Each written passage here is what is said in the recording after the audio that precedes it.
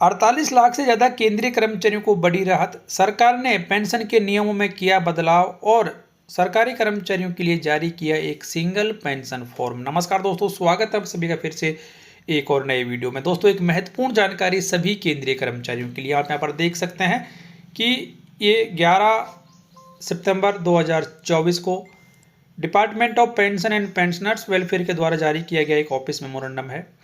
Office memorandum के बारे में पूरी जानकारी आपको इस वीडियो में दी जाएगी। साथ में एक गजट नोटिफिकेशन भी जारी किया गया है पेंशन नियमों में बदलाव को लेकर, जिसके बारे में भी आपको इस वीडियो में बताया जाएगा। इसलिए आप वीडियो को लास्ट तक जरूर देखें, क्योंकि यह वीडियो सरकारी कर्मचारियों के लिए बेहद महत्वपूर्ण साबित होने वाला है। बेहद महत्वपूर्ण जानकारी आपको इस वीडियो में दी जाएगी, क्योंकि पेंशन के नियमों में बदलाव करते हुए एक सिंगल पेंशन फॉर्म सरकारी कर्मचारियों के लिए जारी किया गया है। फॉर्म के बारे में पूरी जानकारी दी जाएगी। आपको जो एप्लीकेशन फॉर्म है, फॉर्म नंबर 6, वो भी बताया जाएगा, इसलिए वीडियो को लास्ट तक जरूर देखें। वीडियो में आगे बढ़ने से पहले आपकी जानकारी के लिए बता दें कि 30 अगस्त 2024 को कार्मिक लोक शिकायत एवं पेंशन मंत्रालय के द्वारा एक प्रेस विज्ञप्ति जारी कर कहा गया था कि सरकारी कर्मचारियों के लिए एक नया एकीकृत पेंशन फॉर्म जारी किया जाएगा और ये एकीकृत पेंशन फॉर्म अब जारी कर दिया गया है। इसके लिए पेंशन नियमों में बदलाव भी किया गया है। तो यहाँ पर सीसीएस पेंशन रूल्स 2021 उनमें बदलाव किया गया है और उन नियमों में बदलाव करते हुए अब एक new single pension application form 6A को इंट्रोड्यूस कर दिया गया है। और ये जो एप्लीकेशन फॉर्म 6A है, इसे सभी retiring central government civil employees के द्वारा सबमिट करना होगा। और ये जो नया एप्लीकेशन फॉर्म 6A है, ये सभी existing form 6A and also prescribed submission of nomination, family details, undertaking to banks and other details in the single form, यानी कि पहले जो 9 एप्लीकेशन फॉर्म थे उन सभी को इस सिंगल एप्लीकेशन फॉर्म 6A के द्वारा रिप्लेस कर दिया गया है। पहले जहां एक सरकारी कर्मचारी को 9 एप्लीकेशन फॉर्म सबमिट करने होते थे अपनी पेंशन शुरू करवाने के लिए, अब सिर्फ सारी जानकारी इस एक सिंगल फॉर्म में भरनी होगी। तो कर्मचारियों के लिए काफ़ी बड़ा बदलाव ये साबित होने वाला है। तो इसी को लेकर पूरी जानकारी आपको इस वीडियो में दी जाएगी, तो वीडियो को आप लास्ट तक जरूर देखें। आप यहाँ पर देख सकते हैं कि the new single application form 6A to be filled by the retiring central government employees including details of nomination for the arrears of pension and commutation of pension. इस काम के लिए भी आपको इसी एप्लीकेशन फॉर्म को भरना है। Therefore retiring central government employees are required to submit the nomination for these benefits in form 6A from the date of its effect as per notification dated 16/7/2024. The common nomination form 6A shall not be required to be submitted along with the form 6A. तो अब यहाँ पर सारी जानकारी आपको इसी application form में भर के देनी है। उसके बाद में आप ये भी मान लीजिए कि the formal amendments to CCS commutation of pension rules 1981 and the payment of arrears of pension nomination rules 1983 in terms of the decisions contained in this order will be issued in due course. तो यहाँ पर अब नया application form जारी कर दिया गया है। सभी संबंधित अधिकारियों को यह आदेश जारी किया गया है। उसके बाद में गजट ऑफ इंडिया भी जारी किया गया है, extra ordinary gazette of India जारी किया गया है, जिसके बारे में भी इस वीडियो में आपको जानकारी दे देते हैं। तो ये 16 जुलाई 2024 को जारी किया गया था और इस नोटिफिकेशन का नाम यहाँ पर दिया गया है कि इन नियमों का संक्षिप्त नाम केंद्रीय सिविल सेवा पेंशन संशोधन नियम 2024 है और ये राजपत्र में इनके प्रकाशन की तारीख से 125 दिनों के बाद से लागू होंगे। तो अब यहाँ पर जो बदलाव किए गए हैं वो इस प्रकार रहेंगे कि केंद्रीय सिविल पेंशन नियमावली 2021 के नियम 50 के उपनियम 15 के खंड ड़ के स्थान पर निम्नलिखित खंड रखा जाएगा।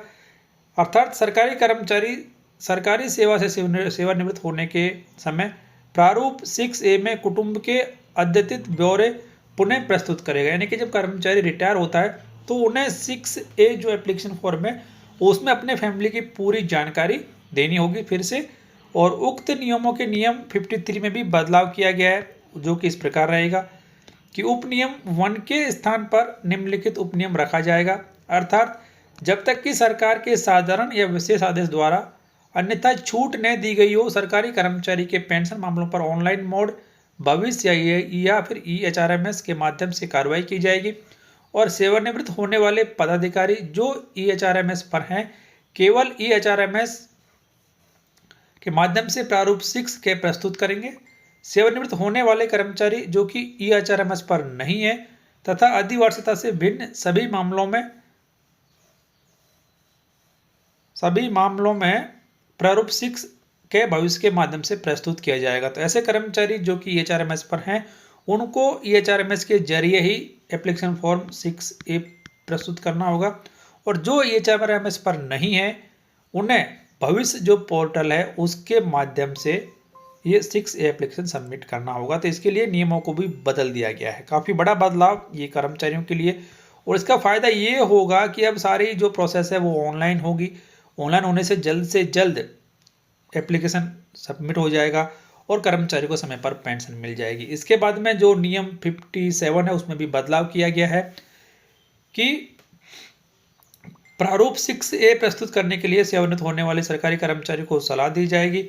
उसके बाद में कि सरकारी कर्मचारी अपनी सेवानिवृत्ति की तारीख से 6 महीने पूर्व कार्यालय अध्यक्ष को सम्यक रूप से भरा हुआ प्रारूप 6 प्रस्तुत करेगा, यानी कि 6 महीने पहले ही कर्मचारी को फॉर्म 6A फिल करके अपने जो भी HOD है उसे दे देना होगा। उसके बाद में कि यहाँ पर यह भी कहा गया है कि पति पत्नी या कुटुंब के किसी अन्य सदस्य द्वारा प्रस्तुत किया जाता है। सरकारी सेवक तब तक पेंशन के प्रतिशत को सारांशित कराने के लाभ का हकदार नहीं होगा जब तक कि वह केंद्रीय सिविल सेवा पेंशन नियमावली 1981 के अनुसार ऐसे सारांशीकरण के लिए बाद में स्वयं आवेदन नहीं करता है।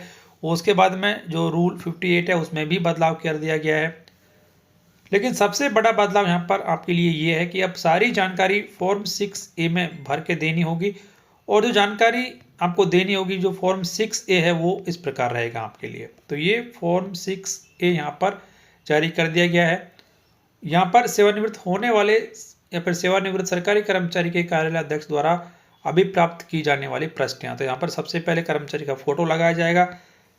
पार्ट 1 में सरकारी कर्मचारी का विवरण मांगा जाएगा। पार्ट 2 में भविष्य में पत्राचार के लिए सेवानिवृत्ति के बाद का जो पता रहेगा वो यहाँ पर मांगा जाएगा। उसके बाद में जो पार्ट 3 यहाँ पर है इसमें बैंक का विवरण मांगा जाएगा जिसके माध्यम से पेंशन कर्मचारी को लेनी है। उसके बाद में पार्ट जो 4 है यहाँ पर उसमें सेवानिवृत्त होने वाले या फिर सेवानिवृत्त सरकारी कर्मचारी की ओर से इस प्रारूप को जमा करने के लिए पेंशन के लिए नियम 57(3) के अधीन प्राधिकृत सरकारी कर्मचारी के कुटुंब के सदस्य का ब्यौरा यानी कि फैमिली डिटेल्स यहाँ पर फिर से देनी होगी सरकारी कर्मचारी को। उसके बाद में जो एप्लीकेशन यानी कॉलम नंबर 5 है इसमें आपको जो भी कम्यूटेशन वगैरह करना है उसकी जानकारी देनी है। उसके बाद में आपको कुछ घोषणाएं यहाँ पर करनी है। घोषणा करने के बाद में सारी जो पार्ट 6 यहाँ पर जो है इसमें फैमिली डिटेल्स की जानकारी आपको फिर से देनी होगी कि किस किस के नाम से आप यहाँ पर फैमिली मेंबर्स को शामिल करना चाहते हैं। तो इस तरीके से ये एक सिंगल एप्लीकेशन फॉर्म है जो कि सभी कर्मचारियों के लिए लागू कर दिया गया है। काफ़ी बड़ा बदलाव ये सरकारी कर्मचारियों के लिए होगा क्योंकि इसमें आपको पेंशन से जुड़ी हुई सारी जानकारी मिल जाएगी। एरियर कब भी मिलेगा, किसको मिलेगा, उसकी जानकारी भी आपको इस एप्लीकेशन फॉर्म में भर के दे देनी होगी जिससे काफ़ी आसानी यहाँ पर होगी। तो ये एक बड़ा बदलाव सरकारी कर्मचारियों के लिए लागू किया गया। और लास्ट में यहाँ पर पूछा गया है कि कौन कौन से आपको दस्तावेज इस एप्लीकेशन फॉर्म के साथ में लगाने हैं। तो ये एक बड़ा बदलाव सभी कर्मचारियों के लिए कि अब 9 एप्लीकेशन फॉर्म को मिलाकर एक सिंगल एप्लीकेशन फॉर्म जारी कर दिया गया है जिसका फायदा पेंशनर्स के साथ साथ में सरकारी कर्मचारियों को भी होगा। तो दोस्तों फिलहाल इस वीडियो में इतना ही। उम्मीद करते हैं जानकारी आपको जरूर पसंद आई होगी, आपके फायदे की रही होगी।